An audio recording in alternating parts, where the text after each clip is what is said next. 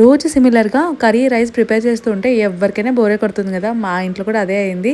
So ఈరోజు అయితే curry rice అసలే వద్దు, ఏదైనా డిఫరెంట్గా టేస్టీగా పులావ్ టైప్ ప్రిపేర్ చేయమని అడిగారు. సో ఇంట్లో చూస్తే మష్రూమ్ ఉండే, సో ఆ మష్రూమ్తో మంచిగా వెజ్ పులావ్ చేద్దామని అనుకున్నాను.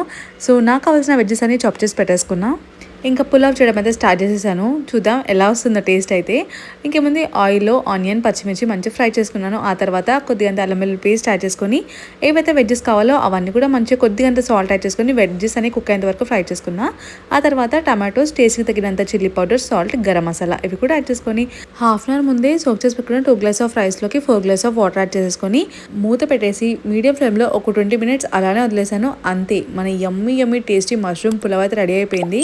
ఫస్ట్ టైం ప్రిపేర్ చేసినా కూడా టేస్ట్ మాత్రం అద్రిపోయింది. అది ఎలా అనుకుంటున్నారా? నేను ఎప్పుడు ఫాలో అయ్యే మంత్రా కష్టంతో కాకుండా ఇష్టంతో కుక్ చేయడం. ఇంకా ఈ స్పెషల్ లంచ్తో మా ఇంట్లో వాళ్ళైతే ఫుల్ హ్యాపీ. నాకు తెలిసి మీకు కూడా రెసిపీ నచ్చే ఉంటుంది. నచ్చితే లైక్ చేసి ఛానల్ సబ్స్క్రైబ్ చేసుకోండి కదా. Thanks for watching. Bye bye.